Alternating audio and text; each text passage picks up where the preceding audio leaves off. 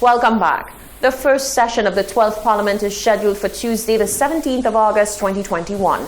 Members of the House of Assembly will meet at 10 a.m. and members of the Senate will meet at 11 a.m., where they will take their oath of allegiance or affirmation and be sworn in as members of Parliament.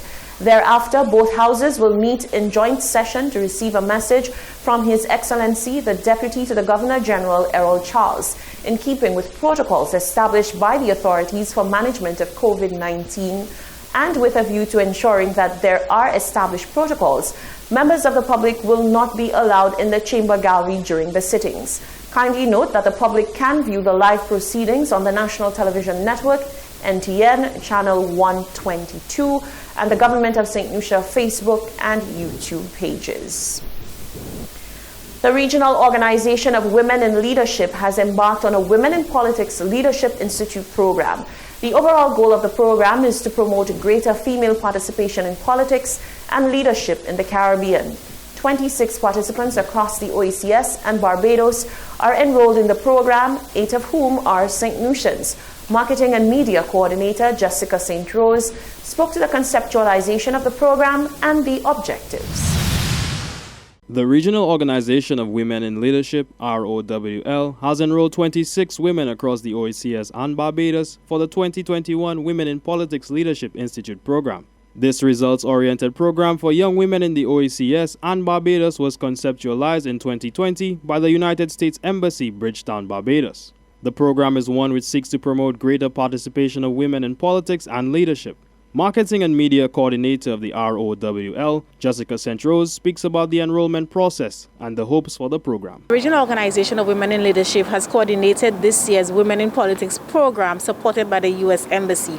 And this year we saw a significant number of applicants who applied for the program. And out of this significant number, 26 participants are now inducted into the program for the 2020-21 Women in Politics Leadership Institute. And out of this 26, we have a resounding 8 participants coming from St. Lucia, being the most throughout the OECS and Barbados. And we are super excited and happy to announce that coming out of St. Lucia that we have the most, and of course not forgetting our other colleagues and our other participants within the OECS and Barbados. And this year we hope, and we do hope to see that the participants become more engaged in politics as women in politics. St. Rose goes on to highlight the key thematic areas that will be addressed during the program that will lend to the development of women in politics and leadership. Also, participants will engage in a various number of topic sessions, including building your brand, diversity, inclusion, community activism, and also networking and finding your voice in the political arena, the political atmosphere in whichever country that you're from. So coming out of these sessions, we do hope that the participants will be able to go back into their respective communities and give back, and to also build on their leadership capabilities. The program commenced August 16, 2021 and ends September 29, 2021. The program will be facilitated by distinguished female leaders across the OECS, Barbados, and also the United States. Reporting for the Hot 7 Nightly News, I am Karim Nelson. The Caribbean is preparing to chart the way forward for its climate change agenda as it goes into COP26, the UN Global Climate Change Conference in November in Glasgow. Critical in that effort is the findings of the most recent Intergovernmental Panel on Climate Change report. The report released last Monday revealed that the changes to the world's climate is undoubtedly caused by human interference. Today, Caribbean Climate Change Center held a press conference to unpack that report and the implications for the Caribbean. While the Caribbean Community Climate Change Center is still digesting the 6th Intergovernmental Panel on Climate Change report, it is clear that its findings are damning, dire, and sobering for the region. So says Executive Director of the 5Cs, Dr. Colin Young, at a press conference on Monday. After decades of debate by climate naysayers about what is responsible for the rate of the changing climate, the IPCC, the body of scientists responsible for researching and assessing the science related to climate change, published what is arguably one of the most telling and consequential documents, the 6th Assessment Report on Climate Change. In it, they declared undoubtedly that observed changes in global climate over the last 200 plus years is caused by humans.